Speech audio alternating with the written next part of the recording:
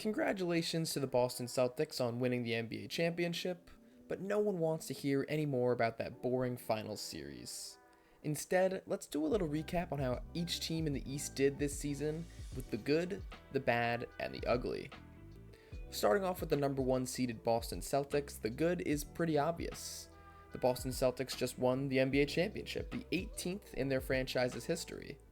You're going to see videos on this topic for the next 2 weeks, so I'm not going to harp on it too much, but it feels like they built as close to a perfect team as you can build in the modern era.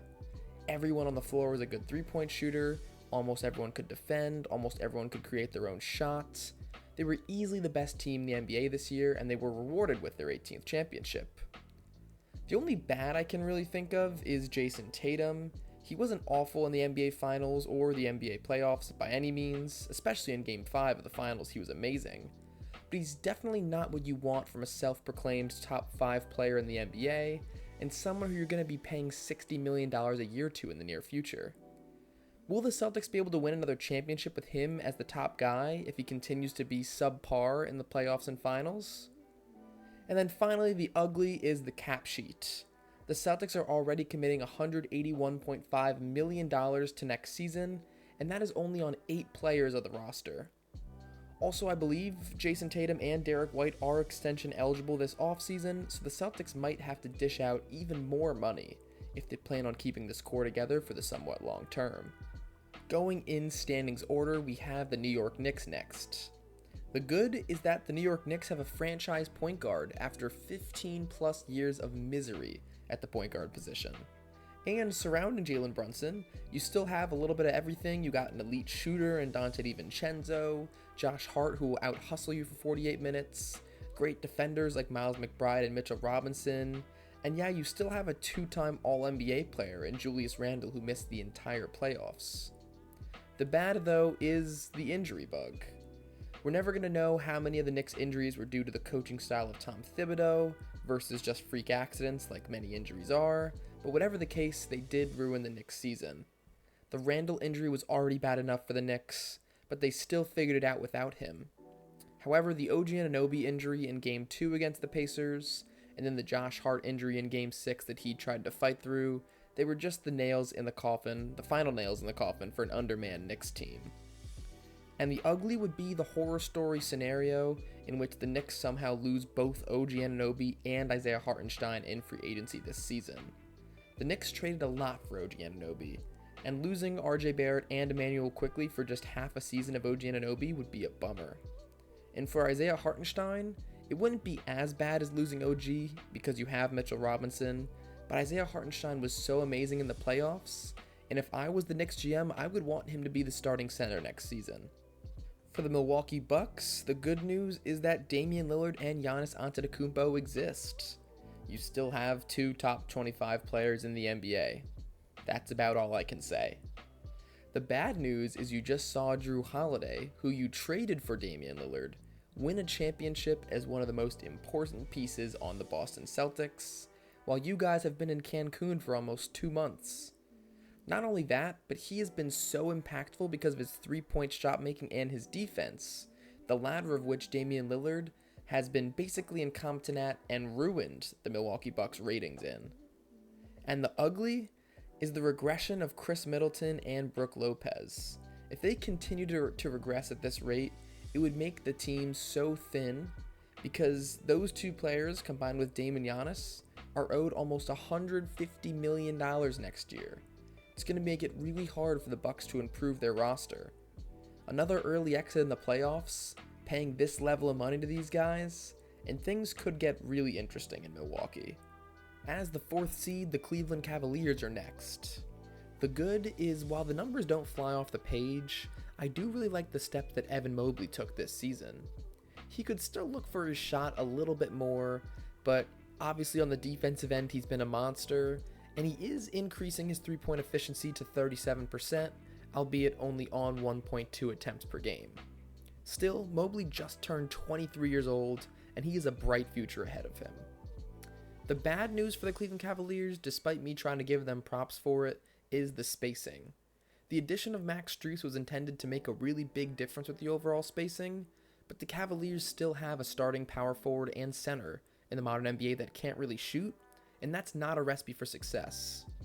Garland is a fine shooter, Donovan Mitchell is good for the amount of volume and the difficulty of his shots, and Max Strus was pretty good this season too, but they don't have guys besides Donovan Mitchell really that have the gravity to move opposing bigs outside of the paint off of Evan Mobley and Jarrett Allen. They shot just about average efficiency from 3 on pretty high volume, so it's not terrible, but I think with the addition of Max Strus, they were really hoping their 3-point shooting would be one of their biggest strengths. And the ugly is the Donovan Mitchell and Darius Garland rumors. It looks like Darius Garland and Donovan Mitchell is not going to be the long-term backcourt in Cleveland, as Garland's representation will likely have serious talks with Cleveland's front office if Donovan Mitchell signs a long-term extension. The Cavaliers have a really tough decision trying to figure out what to do with this backcourt. Next up is the 5th-seeded Orlando Magic, and the good here is that the Orlando Magic made a run to the playoffs way earlier than 95% of people would have expected. And not only did they make the playoffs, they were a 5th seed, and they gave a Cavaliers team a really tough 7-game series.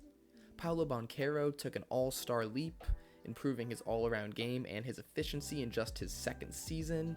He's a 6'10" mobile forward who can create for himself and others, and he has a perennial all-star future in the league. I also want to give Jalen Suggs a shout out for his massive improvement. He improved his efficiency a ton and made an all-defensive team, so he's just contributing to winning for the Magic. The bad is not really a bad thing, but it's just they need to figure out the point guard position long term. Markelle Fultz was fine this year, but he just still won't shoot threes, and I think that's necessary for a point guard in the modern NBA. And Cole Anthony's a great bench player, but I'm not sure I want him to be my long-term starting point guard. There are not a lot of great options in free agency, maybe like a Tyus Jones, or maybe you sign someone like Clay or Paul George and move Jalen Suggs to the point guard, but hopefully they can figure it out. And the ugly is just Franz Wagner in Game 7. They don't really have anything ugly in the long term, so this is what they get. Franz shot 1 for 15 in an elimination game for the Orlando Magic. Is that worse than Klay Thompson shooting 0 for 10? You can be the judge in the comments, but yeah, he's kind of the reason the Magic lost that game. For the 6th-seeded Indiana Pacers, the good is you made the Pascal Siakam trade, and it almost immediately paid dividends, with your team making it to the Eastern Conference Finals, and Siakam was probably their best player during that playoff run. There's not much else to say. This was a huge overachieving season for the Indiana Pacers, but there's not too much in the Eastern Conference making them think they can't do it again. The bad is their defense. Yes, they play at a high pace, so teams score a lot against them, but teams didn't just score a lot against them, they scored efficiently too. The Pacers had the 7th worst defensive rating last season, with the only teams worse being the Jazz, Hornets, Wizards, Hawks, Raptors, and Pistons, which is not good company to be in. The weird thing too is the Pacers have some pretty good defenders. Miles Turner is an elite rim defender, TJ McConnell causes havoc on the perimeter, Halliburton at least has the physical tools to be annoying on defense. I'd like to see them get a good 3-and-D wing this offseason to improve their defense. The ugly was just their series with the Boston Celtics. They even put up a good fight in a few of those games, but they just gave games away at the end en route to a 4-game sweep. It was obviously a good season, one in which they overachieved, but you never just want to get swept out of a series. For the Philadelphia 76ers, the good is that Joel Embiid is still playing at an MVP level despite all the injuries, and Tyrese Maxey is transformed into an all-NBA caliber player. The bad was kind of everybody else, but specifically it was Tobias Harris and Buddy Hield. Philly fans might throw a parade when Tobias Harris is officially no longer on the team. He had some decent scoring regular seasons in his tenure in Philadelphia, but his impact on this team is far more notorious. Besides being a key reason management didn't re-sign Jimmy Butler, he also just has a long history of not contributing in the playoffs, which came to a fitting end with a 0-point stinker in Game 6 against the Knicks. Speaking of Game 6, while Buddy Hield had a great game, he was non-existent the rest of the series, when Philly was really expecting a lot more from their big midseason acquisition. And the ugly is just, if the 76ers don't make some impactful moves this offseason, whether that's acquiring Paul George or just some good complementary pieces, things might get ugly. Embiid, if he stays healthy, and Maxey will get this team into the playoffs, but how many first-round exits can this team put together before blowing it up and trading Embiid? And for the final playoff team, the Miami Heat, a bright spot for them was definitely Jaime Jaquez Jr. The Heat just continue to draft well and have players exceed expectations on a yearly basis. As the 18th overall pick in the draft, he had himself a really nice season, securing a spot on the all-rookie first team. The bad for the Miami Heat is once again just the injury bug, specifically Terry Rozier being injured all playoffs, and Jimmy Butler getting injured in their first play-in game. Now, do I think they would have beaten the Celtics despite being heavy underdogs again, and the Celtics having an even better team than last year? I mean, maybe, you never know with the Heat, but probably not. But it still didn't let us see this new Heat team at full strength in the playoffs. Plus, when Terry Rozier was healthy, you would have wished he was a little bit better too. And the Jimmy Butler situation is getting ugly. He was talking all this talk that the Celtics and the Knicks would have been at home if he was healthy, and then Pat Riley pretty much said, "If you aren't playing, shut up." On top of this, Jimmy Butler wants a max contract extension, and the Heat seem hesitant to give him that considering his age. If he doesn't get that extension, he could be on the move to his 5th NBA team. For the Chicago Bulls, the good was Kobe White. He was tasked with being a primary creator for most of the season because of the injuries to Lonzo Ball and Zach LaVine, and he played better than anyone would have expected. He got his averages up to 19 points and 5 assists per game, doing this on pretty solid efficiency too. He finished 2nd in most improved player voting. The 2 years and $24 million he has left on his contract now looks like great value as he's a building block for the future for this Chicago team. However, the bad really overshadows the good for the Bulls. They did not trade their veteran pieces like Nikola Vucevic, Alex Caruso, and DeMar DeRozan at the trade deadline. DeMar has been great for Chicago in the years he's been there, but now they just kind of backed themselves into a corner of mediocrity where they're going to have to re-sign him this summer. Nikola Vucevic also got that extension last offseason despite minimal success on the Bulls, and if I could have gotten any positive value for him, I would have traded him in a second. And it gets even worse for the Chicago Bulls as the Zach LaVine situation is getting ugly. He took a large step back this season with his worst scoring average, field goal percentage, and three-point percentage since his first season in Chicago all the way back in 2018. And like that season, he played less than 30 games this season too. His trade value is at an all-time low, with there being rumors teams won't even take him on in a salary dump. For the Atlanta Hawks, the good thing is, against all odds, they got the number 1 overall pick in the draft. And sure, it's a weak draft with no clear superstar talent at the top, but still, the number 1 pick is nothing to scoff at. But there is a lot more bad than good. Specifically, the pairing between Trae Young and DeJounte Murray just hasn't worked. There's still a tiny little part of my brain that thinks that this could work, despite how much I dislike the play of Trae Young, and the obvious defensive drop-off by DeJounte Murray. They're really just in a weird situation because it's hard to imagine the first overall pick in this draft makes an immediate impact to make this a solid playoff team. So do you trade one of your stars and start a rebuild? Personally, I think I would, but it would depend on the value that I could get for them. And for the ugly, we're just going to go with Trae Young's hair. Also, it's starting to get concerning that Alex Sarr won't work out for the Atlanta Hawks because I think he does have the most talent and the most potential in this draft class, and the Hawks might not be able to get him at number 1. For the Brooklyn Nets, if I had to pick a bright spot, and I mean I have to, it would be Cam Thomas. It really didn't feel like it, but Cam Thomas scored 22.5 points per game in 66 games this season, even doing so on pretty decent efficiency.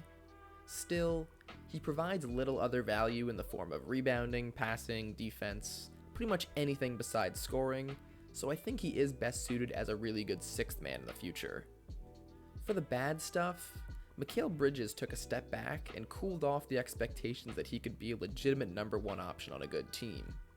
He's still a great player, a glue guy that any team would want to acquire, but he's not going to be a 25 point per game on 50% shooting scorer like we saw at the end of 2023. And the ugly, the Nets do have some potentially interesting future picks from the Phoenix Suns and the 76ers, but they don't have a full control of their own first-round pick until 2028. They're in a better position than those mid-2010s teams, but not having control of your picks for 5 years in a row is a rough situation to be in. And on top of all that, they still have to pay Ben Simmons $40 million next year. Yikes. For the Toronto Raptors, I really like what they did with their roster throughout the season. As of late, teams have been too hesitant to break up bottom-tier playoff teams like Washington with Bradley Beal and Portland with Damian Lillard. The Toronto Raptors, however, did not realize it too late and got great value for their two best players. OG Anunoby got you two pieces to build around in RJ Barrett and Emmanuel Quickley, and the Pascal Siakam trade got them 3 first-round picks in Bruce Brown. Combine that with a third-season breakout from Scotty Barnes, and there's a lot to be excited about. There isn't too much on the bad and ugly front right now, to be honest. If anything is bad, I guess it would just be how bad they were this year. There was still hope for this team to be competitive after Kawhi Leonard left, but they were never really able to make any kind of run before fizzling out and starting the rebuild this year. It shouldn't be a super long rebuild, but they will probably be a lottery team again next season. And if there's anything ugly about the Toronto Raptors, I'll say a few of the contracts they have on the books. They have like Jakob Poeltl and Kelly Olynyk on multi-year long-term deals, but they will find a contender to take on these contracts next season, I think, so it's not really something to worry about too much. For the Charlotte Hornets, Brandon Miller had a fantastic rookie season after some serious doubts following his summer league performances. He ended up averaging over 17 points per game and shooting 37% from 3, and post All-Star break, those numbers looked even better. He's looking like a great selection for the Hornets. The bad, however, is about everything else. They signed LaMelo Ball to this max rookie extension, and while he's a fantastic player, he can't really stay on the court. I mentioned Brandon Miller, who's great, but who else are you really excited about on this team long term? Maybe Mark Williams? But he missed over 60 games last year too. This is still the beginning of a long rebuild for the Charlotte Hornets. And the ugly is just like Miles Bridges, Kai Jones, James Bouknight. Is Charlotte making these guys act like this? If so, Brandon Miller should get out of there as soon as possible. For the Washington Wizards, the good is Kyle Kuzma played pretty well this season, and he should have some suitors this offseason, assuming the Wizards want to trade him. Besides that, I also really liked the steps that Deni Avdija took. I think he can be a super good starter in the NBA for the next decade, and he finally got the opportunity to show that this year. The bad is Jordan Poole. To give him his credit, he was better after the All-Star break, but that's mostly because he was just so putrid before it, where he averaged only 15.5 points and 3.5 assists on 40% shooting and 30% from 3. He's owed about $95 million over the next 3 years, and he just does not seem like a franchise player for the Wizards. And the ugly, kind of on that same wavelength, is the Wizards' future. Like I said, I like Deni. I think Bilal Coulibaly could have some potential, but besides that, I don't see long-term pieces here, and I don't see really a number 1 or number 2 option on this team. They have the number 2 overall pick this year, which is great. Like I said, it's a weak draft, but there's also a chance they have to give one of their next 2 picks to the Knicks, as it's top 10 protected in 2025 and top 8 protected in 2026. And finally, we have the 15th seeded Pistons, where there's surprisingly more good here than you'd expect for a team that finished with 14 wins, tied the longest losing streak in NBA history, and at one point was in serious danger of having the worst record of all time. First of all, Cade Cunningham is really good. I may be losing faith that he has an all-NBA ceiling, especially with how talented the guard position is nowadays, but I do think he's really good. And speaking of really good, Jalen Duren was fantastic this year, averaging an efficient double-double in his age 20 season. He's a monster on the glass, and he's only going to get better. I even really like their moves getting Quentin Grimes and Simone Fontecchio through 2 different trades.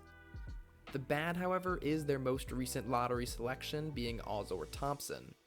He showed he's an athletic freak, a defensive monster, but also those things might not matter if he can't at least provide a little bit on the offensive end. On almost 2 attempts per game, Ozor Thompson shot under 20% from 3. As a guy who's going to be playing the small forward position, That's just unacceptable. And for the ugly, what feels like the 8th year in a row, the Pistons were really bad, and yet their pick dropped in the lottery. Despite winning just 14 games, their pick fell all the way down to number 5. In what's already a weaker class, dropping from the first overall pick odds to the 5th pick really sucks. And now on top of that, you have to pay Monty Williams over $60 million in the next 4 years to not even coach the team. And that's it. Let me know what you guys think, and stay tuned for the Western Conference video coming in the next couple of days. I hope you guys are as excited for the draft coming up next week as I am, because there will probably be some content coming out about that as well. With that being said, leave a like if you liked the video, and subscribe if you like the content. Peace.